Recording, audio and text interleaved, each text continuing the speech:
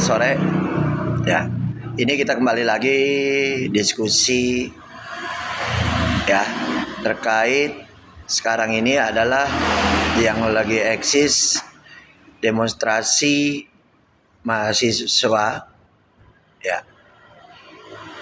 yang dimana dugaannya terkait nilai lonjaknya atau turunnya nilai rupiah mata uang Indonesia turun sampai dugaan kita ya, masih dugaan di angka 800 yang hampir mau ke titik 19.000 ya. Narasumber saya tetap masih dengan Pak Rizky, pembahasan terkait demonstrasi.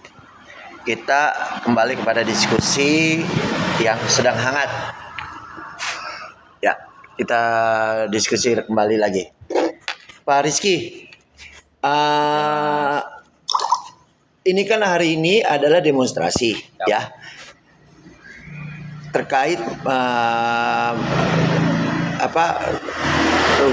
nilai rupiah dan juga kenaikan BBM ya di pemerintahan Bapak Presiden Prabowo. Saya ingin tahu dong pendapat Pak Rizky terkait demonstrasi ini. Apakah ini menguntungkan pemerintah atau ini ada untuk supaya memperbaiki sistem pemerintahan atau penggulingan? Kalau menurut pendapat Pak Rizky apa ya?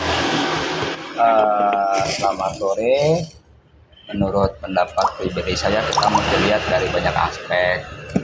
Pertama, kalau dari sisi pebisnis, pasti setiap kenaikan harga bahan baku, pelemahan nilai tukar kita terhadap mata uang asing, pasti efeknya cukup panjang. Dan jadinya perlu kita analisa panjang, dan mungkin menurut keyakinan saya takutnya ini ada oknum-oknum yang bermain untuk bisa jadi pelemahan pemerintahan sekarang. Mungkin, saya bicaranya mungkin, tapi kita mesti lihat dari kenyataan yang ada. Harga dolar semakin lebih perkasa daripada Indonesia rupiah dan pasti berimpak terhadap semua nilai harga kebutuhan masyarakat. Ini mesti jadi concern di pemerintahan Pak Prabowo dan Mas Gibran. Saya sebagai rakyat berharap ini bisa dievaluasi, di mana apa yang menjadi kekuatan kita dan apa yang kelemahan kita. Kalau kita mau fokus di beberapa bidang, ayo kita fokus di bidang-bidang yang mungkin jadinya jadi advantage buat kita Indonesia. Mungkin bisa jadi perikanan, mungkin bisa jadi pertambangan, mungkin bisa jadi di sektor aviasi, karena background saya kan memang saya sarjana transportasi udara dari salah satu universitas swasta yang memang khusus untuk penerbangan. Kalau saya lihat memang efeknya sekarang pasti harga kebutuhan secara umum, secara general pasti suka tidak suka pasti akan cepat naik, Mas Adi. Tidak suka bakalan naik, dan itu bakalan setidaknya sangat memberatkan di masyarakat, dan kenaikannya juga cukup signifikan, 3.000 lebih. Let's say misal secara persentase mungkin di angka 30% lebih, itu cukup sangat mengganggu secara ekonomi, bukan hanya pengusaha, pasti masyarakat sipil. Kalau saya sih berharap untuk pemerintahan Bapak Presiden Prabowo Subianto dan Mas Gibran untuk bisa lebih fokus untuk mencari solusi seperti apa, karena saya berpikir ya dari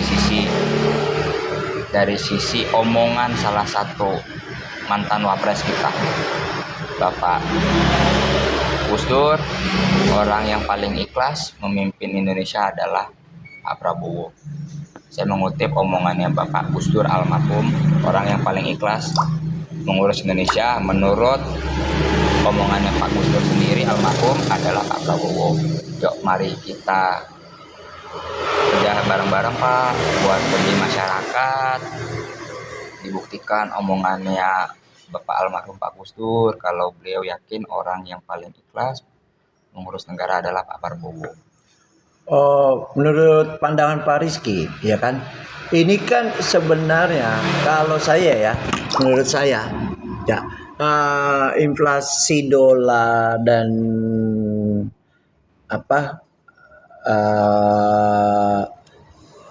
inflasi mata uang ya, ini kan masih bisa dibilang karena dampak Selat Hormuz ya Pak. Nah, kan Bapak Prabowo ini kan baru menjabat belum 5 tahun ya di dalam periode ini ya menjadi presiden, kan masih ada banyak PR ya kan. Dalam hal ini pemerintah Presiden Prabowo ini kan sudah bisa bilang bisa memperbaiki ekonomi. Menurut Bapak terlalu dini nggak Bapak Presiden untuk digulingkan? Apakah harus diselesaikan dulu PR-nya Pak Presiden Prabowo? Karena kita ini menginginkan pemerintahan ini harus bukan settle tapi up, untuk naik supaya ada pertumbuhan ekonomi dan ekonomi kerakyatan itu untuk rakyat Indonesia ya, yang bukan hanya untuk kalangan atas ya, tapi untuk kalangan bawah harus juga bisa merasakan. Menurut Bapak gimana? Ya kalau menurut keyakinan saya, ayo kita kasih kepercayaan kepada Pak Presiden kita, biarkan dia bekerja dengan baik, mari kita dukung kebijakan-kebijaksanaan yang beliau dan Mas Wapres, Mas Gibran dan berikut jajarannya. Tapi kita juga mesti melihat bukti nyata bahwa sekarang harga dolar kita terhadap nilai tukar dolar ke rupiah makin tinggi dan itu menekan. Nah, saya sih berharap sebagai warga sipil biasa, ya mari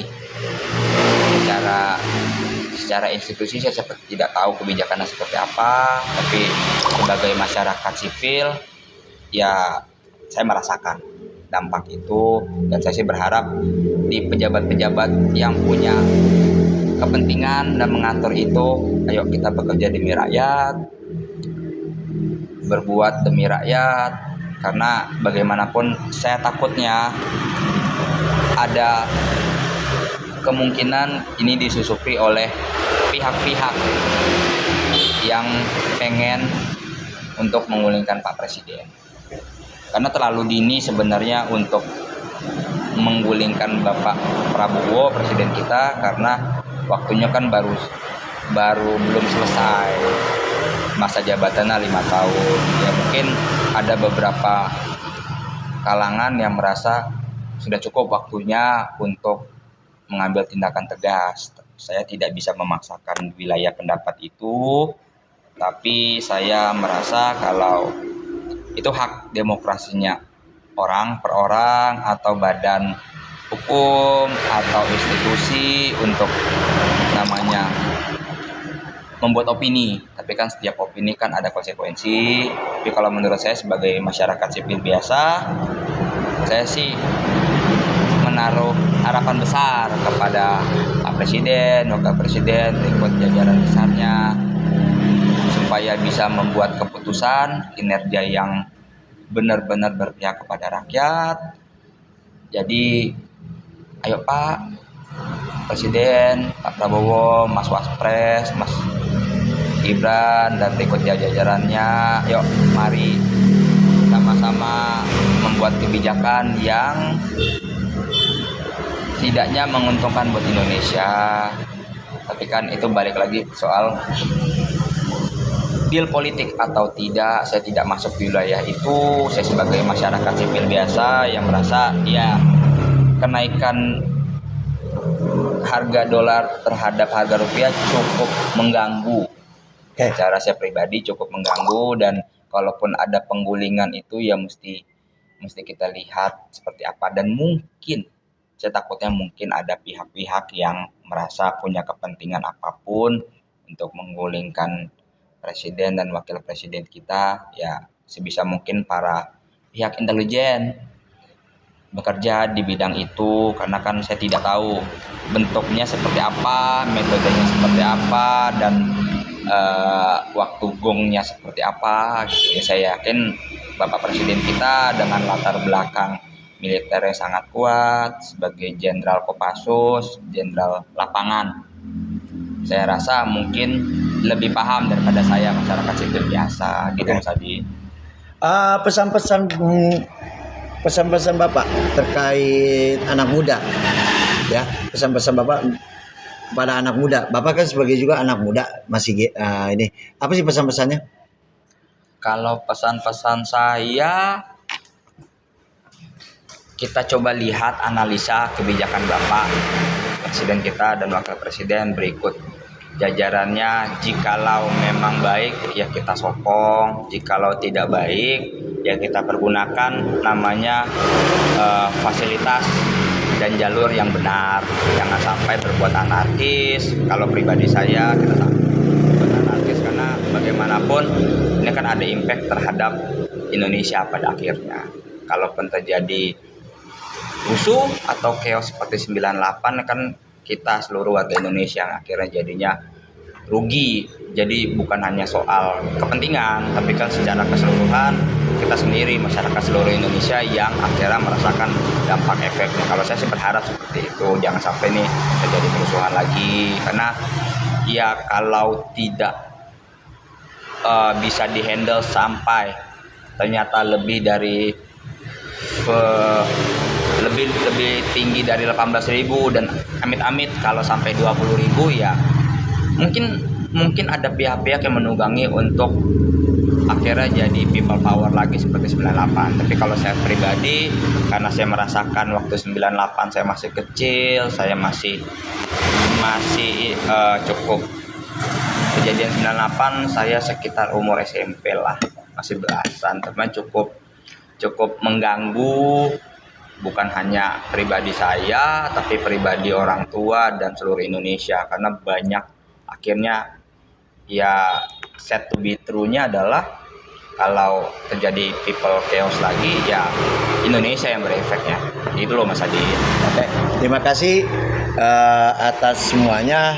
Ya, kesimpulannya dalam hal ini kita sebagai anak muda, sebagai rakyat Indonesia, sebagai Gen Z, Gen Z, dan milenial, mari kita support pemerintahan Bapak Presiden Prabowo Subianto dan Bapak Gibran Raka Buming Raka dan seluruh jajaran kabinetnya.